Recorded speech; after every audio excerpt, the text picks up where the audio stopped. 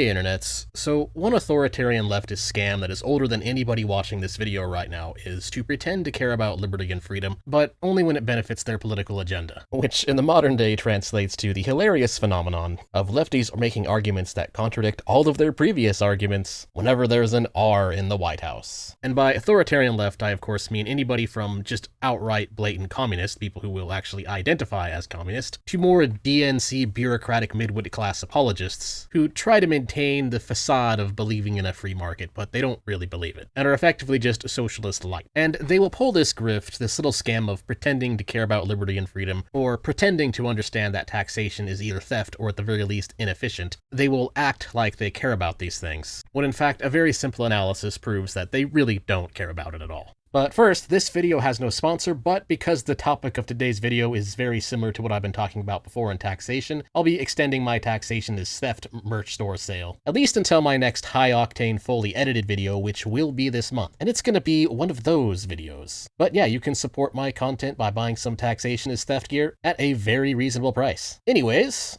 to put it another way, leftists will often pretend to be libertarians in any instance when they do not have their hands on the levers of power. So they will pretend to dislike certain things based purely on principles and based on an understanding of why those things do not work, when really they're just mad that their preferred bureaucrats are not the one pulling the levers of the market. Because again, they don't really believe in the free market. Rather, they believe in a mixed market command economy where their preferred bureaucrats and party loyalists have the power to dictate and shape the market with the threat of force from the government for those who do not comply, in ways that ensure that they stay in power. And you might be wondering what the heck I'm waffling on about here. Well, here's a very simple recent example. Trump's tariffs. This is something that those of us more on the libertarian right, those of us who actually do care about a free market, I've been pointing out for a while now isn't actually a good idea. And while you could make the argument that Trump isn't actually implementing most of these tariffs, and that most of the time he's just using it to negotiate a more free trade deal, the reality is you still have to accept the fact that tariffs are not good economic policy, and that if Trump were to actually implement the severe tariffs that he's constantly threatening, then it would not actually be a good thing. You see, the problem with tariffs really just goes back to the concept of tax incidence, something I went over in one of my previous videos on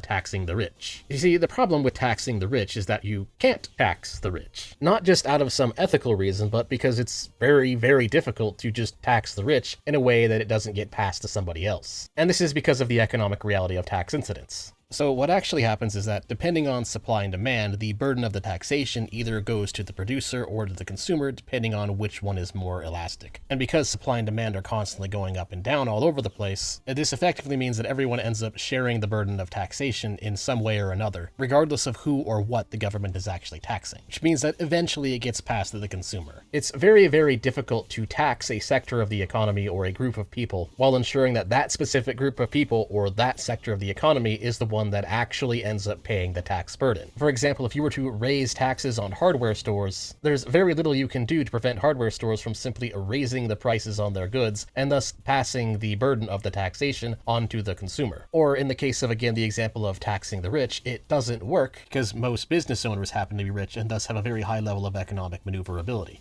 And so what happens oftentimes when you try to tax the rich is they'll just shift the costs within their business around until either their employees are paying the burden of that taxation, or customers of the goods and services that their business is producing end up paying the burden of that taxation. This is one of the basic problems with taxation. The state can really only control how hard the hammer falls, but they can't really control upon who that hammer falls. Because taxation is a non-voluntary action, that it's extracted from people by coercion, or in other words, taxation is theft, when people get taxed, they have no choice but to budget that taxation, despite the fact that there's no real immediate benefit to business. And so taxation really just adds to the cost of production and services. That's its net effect on the economy anyway. And when it comes to tariffs, well, tariffs are really just another form of taxation. I've been seeing a lot of mostly boomer conservative types thinking that tariffs are some kind of magical way to force another country to pay their fair share or something. It's hilariously the same argument that leftists use in favor of taxing the rich, which is a fallacy for much of the same reasons, and one of those big reasons being tax incidence. All tariffs really do is just place taxation on international trade. So it's a tax that gets levied whenever you import or export goods or services. Usually goods, though, in the case of tariffs. So when Trump says that he's going to place a tariff on a country, it just means that he wants to tax the goods as they're coming into the United States from that country. And that's a problem, again, because of tax incidence. Let's just use maple syrup as an example, because that's kind of the funny thing that people always associate Canada for. So let's say before the tariff, a jar of maple syrup costed $10, imported from Canada straight to the United States grocery store shelves. And let's just say that a 20% tariff is now placed on Canada. What is going to happen? And well, two problems happen actually. The first is that the company that creates the maple syrup can simply increase the price of their product. So they can simply increase the cost of their maple syrup jar to $12.50, and they'll still see roughly the same profits from the people buying the product, which means that the consumer buying their product in America is actually the one that pays the price of the tariff, or to be more specific, the economic burden of the tariff, and the country of Canada, or whatever the heck that's supposed to mean, is not paying the cost of that tariff. On paper, sure, they're paying the cost of the tariff, but in reality, in practice, they're really not. That, in a nutshell, is how tax incidence applies to this specific scenario. And it's actually even worse than you realize, because let's say there's an American competitor to Canada's maple syrup that was also selling it for $10. Since their competitor has raised their prices, why can't they also raise their prices? In other words, there's no guarantee that the made in the United States or made in home country product will also stay at the same price. This is another very big problem with tariffs, because tariffs are artificially increasing the costs of certain goods depending on where those goods come from. Competition will often just net increase their products as well. That's what tends to usually happen. However, there's other things that can also happen that are also bad. Depending on how the market's going, they might just not sell the maple syrup anymore. Sometimes the market will just pull out entirely, and so then you end up with a supply issue, which then ends up costing people in more indirect ways. Depending on the profit margins, they might not even be willing to produce at a higher cost anyways. And so you see products becoming more expensive across the board. Or in other words, tariffs lead to a net increase in CPI. The prices you pay at the store will on average go up when tariffs are implemented. And that's again for goods on average, not just the goods that get tariffed. And this net effect on consumer price index has been pretty well known. The causal link has been proven over and over and over again. But anyways, what's happening is that a lot of leftist influencer or debate bros are kind of jumping on this. They're basically pretending to dislike tariffs on principle for the reasons that tariffs are actually bad. For example, look at this clip from Destiny. Tariff relief. When people try something repeatedly and it still doesn't work, they should stop doing it, especially when the consequences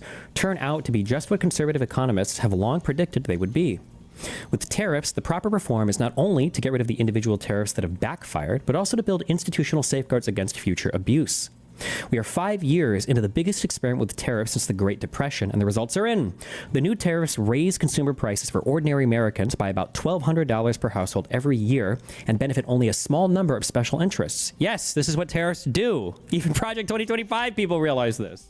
Now, you may have noticed that Destiny said even the Project 2025 people realize this, as if a dislike of tariffs haven't been a right-wing economic position for a very, very, very long time. It's like he's pretending that this is some kind of leftist principled position, and yet we can very clearly see that it's not, because Destiny, again, the same guy, later tweets this little cringe video from Arnold Schwarzenegger about why taxing the rich is totally good. It's not a punishment, it totally works, it just does, man. Which makes absolutely no sense, because they're bad for the same reason. Tariffs get passed to the consumer for the same reason taxing the rich gets passed to the consumer. In fact, pretty much all versions of taxation eventually get passed to the consumer, to be honest. That's the problem. What taxation does is it extracts money from the free market and it gives it to the government. And it has been proven time and time again that the government spends that money less efficiently than the private sector does. That's a lot of what Doge has actually been uncovering lately. This discovery that much of our tax dollars really doesn't actually benefit us at all. It just goes for things like paying for DNC influence peddling, such as in the case of USAID. And thus, the logic flows, the principled argument flows, that therefore taxation should be reduced as much as we possibly can reduce it, until we can reach a point where taxation is no longer necessary for society to function, period. And that is the logical conclusion that libertarians take with taxation. Taxation is theft from the productive sectors of the economy to non-productive sectors of the economy. The absolute best case scenario argument you can possibly put forth in favor of taxation is therefore trying to claim that it is a necessary evil. Whether or not the self-made man exists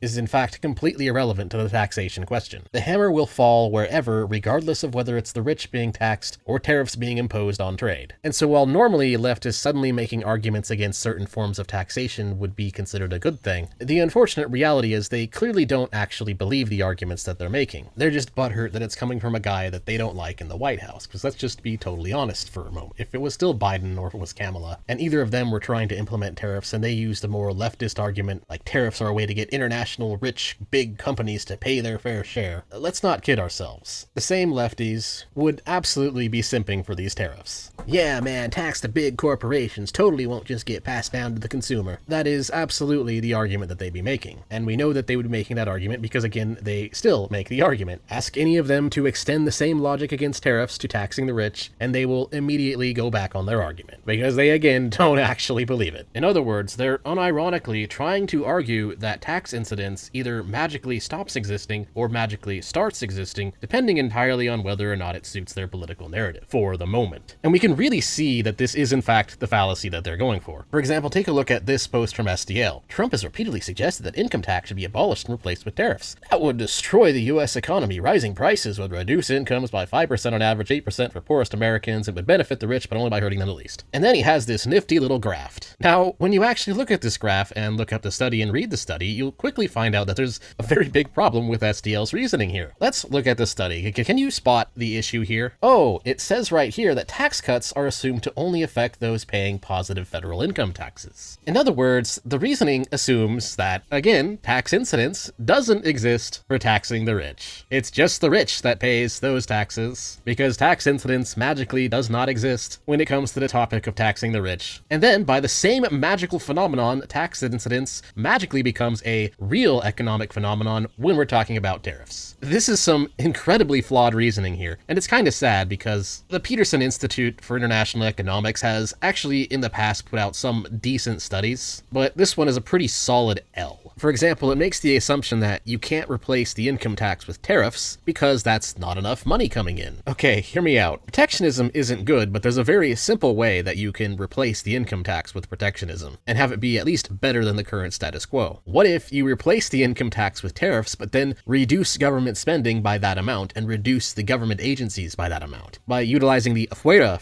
strategy popularized by Javier Milei? It's like they're completely missing the point of this suggestion of replacing the income tax with tariffs. It's not about thinking that tariffs are better than income tax, because honestly they're both bad. It's about reducing the size and scope of government. And again, assuming that this only affects net taxpayers, but then correctly identifying that tariffs do get passed down to the consumer is just ridiculous. Tax incidence is a thing for both the income tax and for tariffs. Income taxes can also get passed down to the consumer just the same. But the point I'm really making here is that this is actually all part of a much bigger scam. And people on the libertarian right need to especially be aware of this scam, because I'm seeing some libertarians come with a really bad strategy of thinking that the correct way to deal with this current narrative going around is to join the leftists who are speaking out against why tariffs are bad in attacking the conservative Republicans who are supporting Trump in the tariffs. And I don't really think that's something that we should be doing, because again, the leftoids don't really actually believe the arguments that they're making. And if you look into a lot of Republicans, you'll find out that a lot of them actually do know why tariffs aren't actually good. A lot of Republicans are fully aware of the fact that tariffs get passed down to the consumer, and they'll instead make the defense that Trump is just using the tariffs as a way of getting other countries to do what he wants them to do. And so correct libertarian strategy would actually be to call out the inconsistency. Tell the far left to extend the same logic against tariffs to taxing the rich and other tax programs that they want. Call out their lies. Just because they appear to be using an argument that we sort of agree with doesn't really mean that they actually believe that argument. It doesn't mean that they've suddenly become libertarian. They're just butthurt over the fact that Orange Man is in office. They would absolutely be defending tariffs if Kamala had won and Kamala decided to start doing tariffs, as evidenced by the fact that their current reasoning on tariffs and taxation is just completely inconsistent and totally self-contradictory. And so those of us on the libertarian right should be calling out those contradictions and calling out the hypocrisy, and using it to prove that they don't really understand or believe what they're saying. And for Republicans, we really just need to keep explaining to them why protectionism isn't actually good, and that the only effective idea of this strategy that Trump seems to be going with would only really make sense if he also greatly reduced the function of government. Both protectionism and income taxes are bad, but if Trump were to remove the income tax entirely, if he were to abolish the income tax, Trump would honestly be one of the best presidents in our lifetime. It would be an absolutely monumental achievement to abolish the income tax, even if it was replaced with protectionism, which again is also not good. But if it came with a reduction in government alongside it, that would be fantastic. And I think a good portion of Republicans might actually be in a position where they're willing to listen to that reasoning. So very good opportunity here, and libertarians shouldn't blow it by saying, oh, actually the lefties are right now. Because technically, yes, the far lefties are right when they're saying that tariffs are bad, but again, it's also pretty obvious that they're only saying that because Orange Man bad.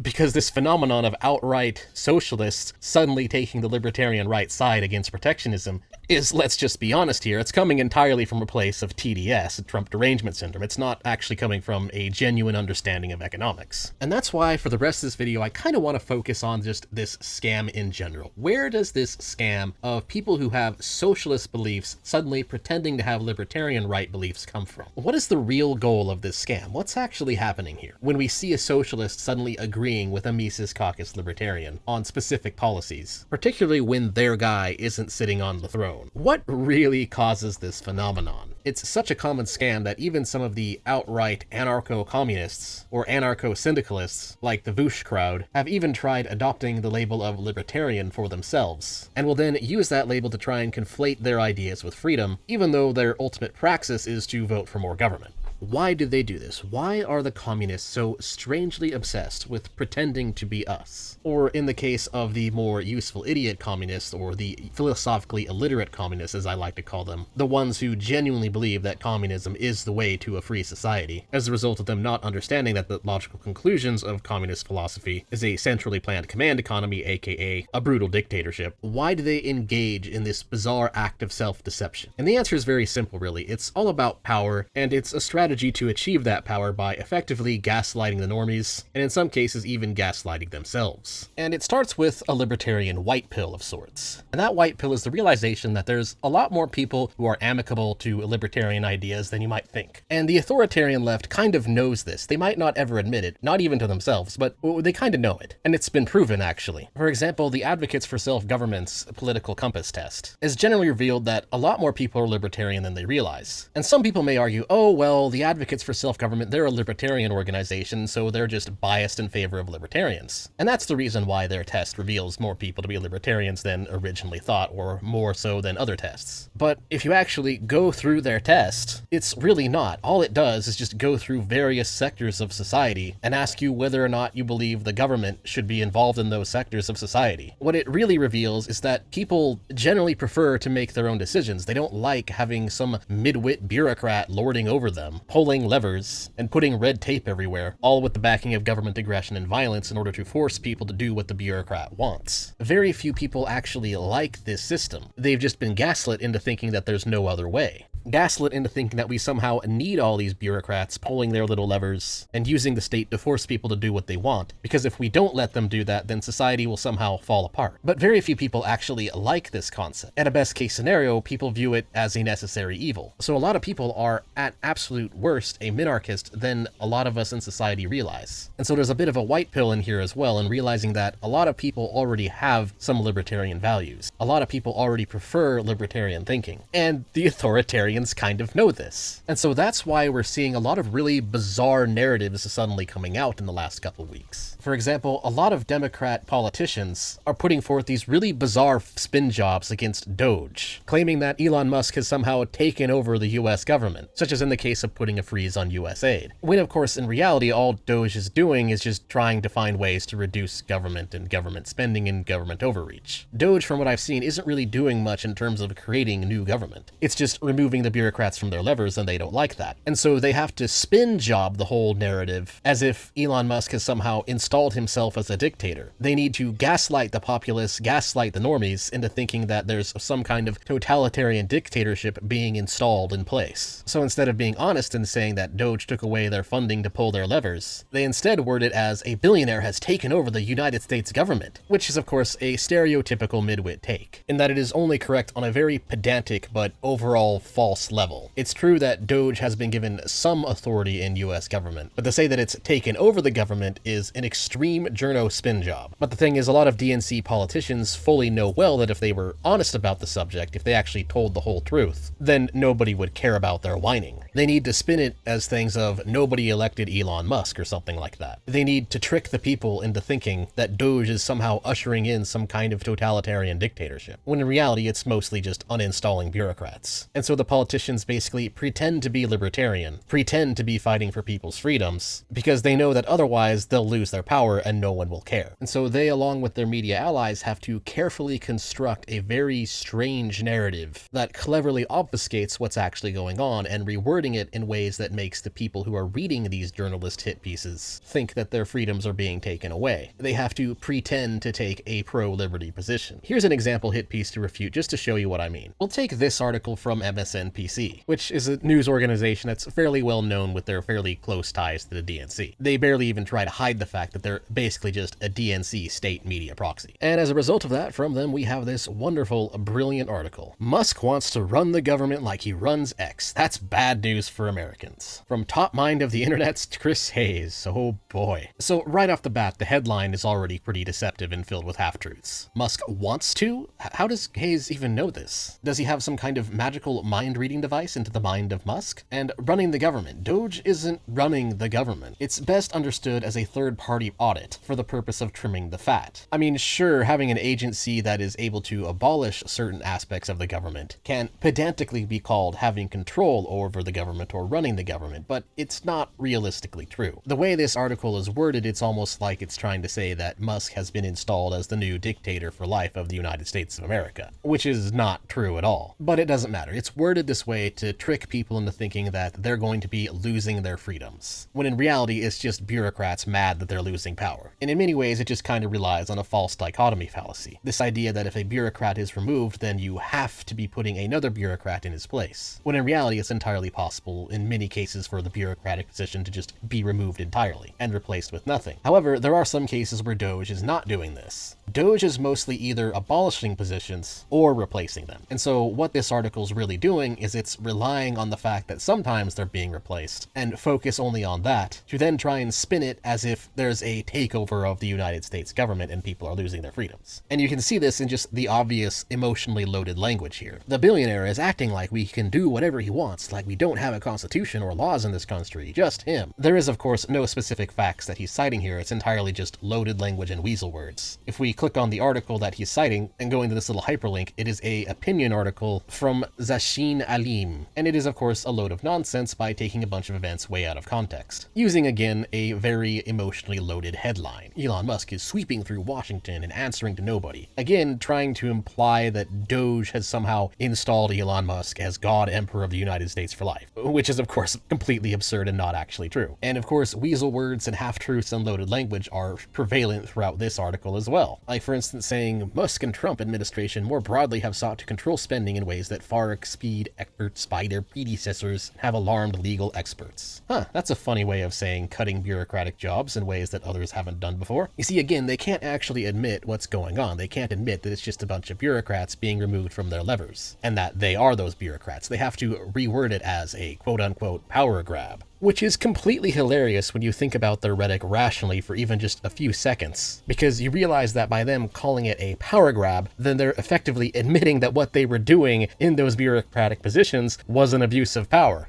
They have to frame what is actually going on in this ridiculous, obfuscated way, because they know that people don't actually like bureaucrats telling them what to do. And so cuts to federal government spending are not actually called cuts to government spending. Instead, they are cleverly reworded as a takeover of the government. It's something that's very obviously deceptive when you realize the fallacies in their reasoning. But it doesn't really matter because MSNPC is a propaganda outlet. Their target audience is mostly boomer libs for whom thinking for themselves is not exactly their forte. And going back to the original article from Chris Hayes, we further see this exact same dishonest way of wording things. For instance, cutting US aid and auditing the extreme corruption that's gone on within US aid is reworded as if it's some kind of security breach. It's all reworded to make you think that shutting down a corrupt agency is somehow unconstitutional. There's no real argument here. They're not denying that what's going on is just a bunch of bureaucratic midwit managerial elites being removed from their levers of power. It's just crying out with a bunch of loaded language, saying it's lawless, unconstitutional,